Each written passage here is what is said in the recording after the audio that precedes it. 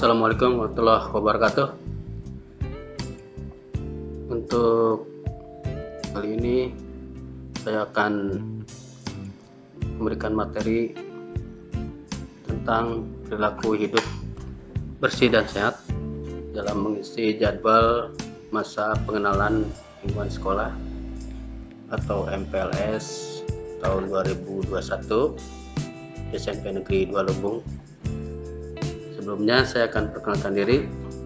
Nama saya Yadi Suryadi, SPD MPD, dan saya mengampu mata pelajaran bahasa Inggris.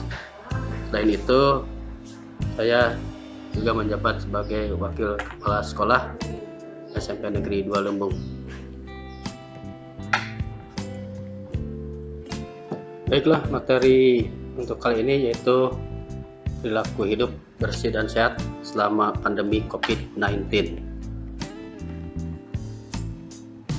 PHBS di sekolah, serangkaian perilaku yang dipraktikkan atas dasar kesadaran sebagai hasil pembelajaran yang menjadikan seseorang, keluarga, kelompok, dan masyarakat secara mandiri di bidang kesehatan dan turun aktif mewujudkan kesehatan masyarakat. PHBS di lingkungan pendidikan sangat perlu dilakukan untuk menjaga kesehatan dan keselamatan seluruh siswa, guru, tenaga kependidikan, dan warga sekolah lainnya. COVID-19 atau COVID-19, penyakit menular yang disebabkan oleh virus corona.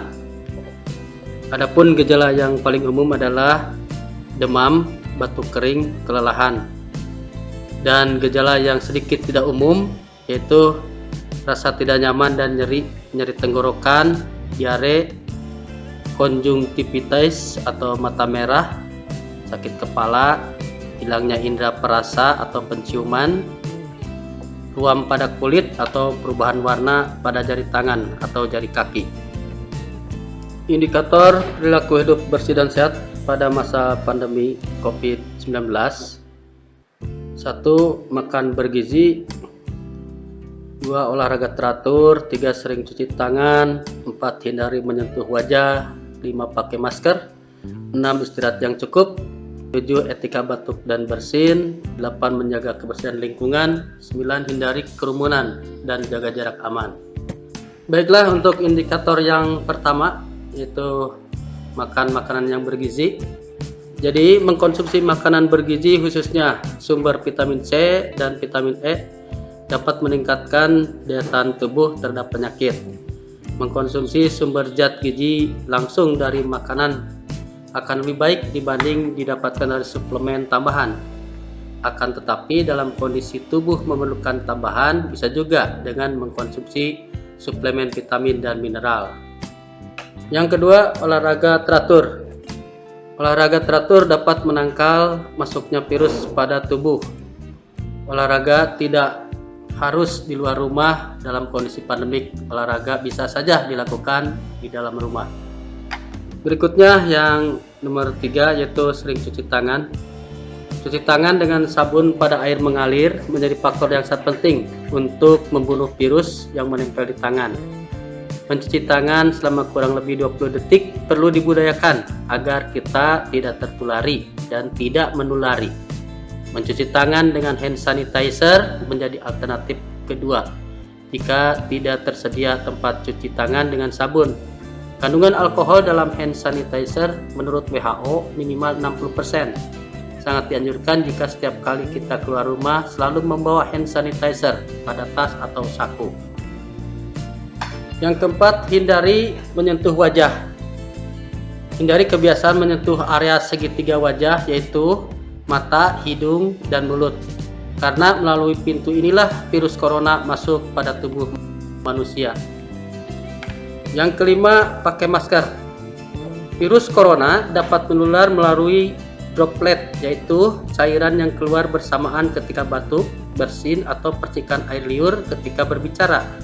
Oleh sebab itu, menggunakan masker dapat melindungi orang lain yang mungkin kita tulari atau mencegah penularan dari orang lain pada kita.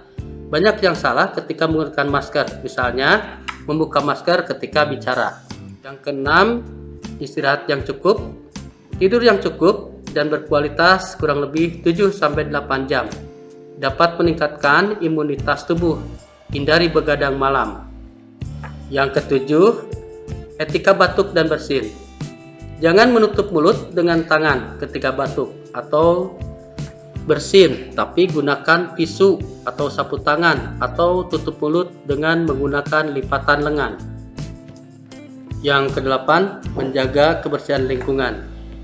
Saat ini marak kegiatan disinfeksi baik yang digerakkan oleh lembaga maupun inisiatif masyarakat. Fasilitas umum seperti bandara, pasar, stasiun, terminal, dan lainnya perlu dilakukan disinfeksi secara rutin.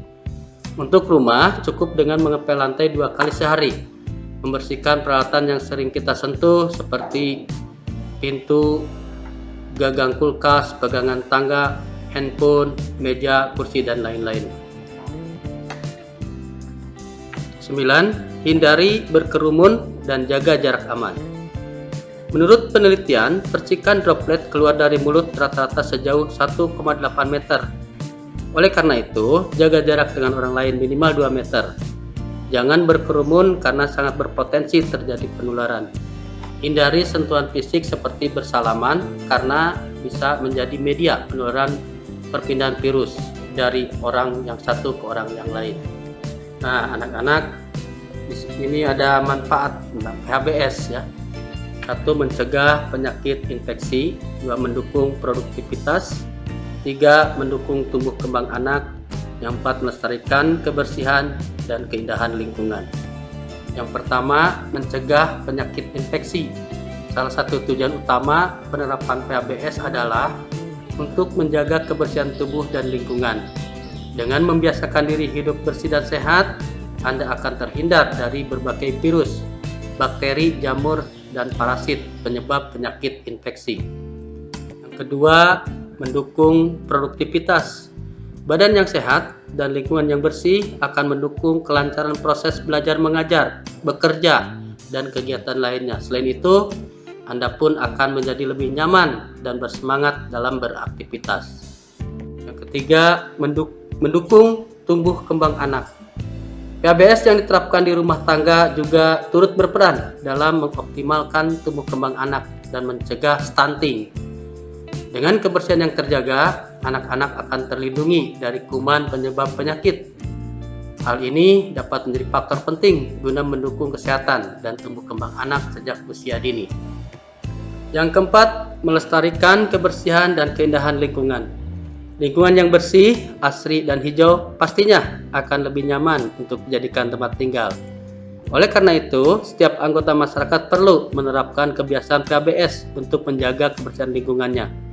Hal ini bisa dilakukan dengan cara tidak membuang sampah sembarangan, tidak buang air kecil dan buang air besar di sungai, serta melakukan penghijauan dengan menanam pohon di sekitar rumah. Di beberapa daerah di Indonesia, terutama di bagian pelosok, penerapan PHBS mungkin masih memiliki banyak kendala.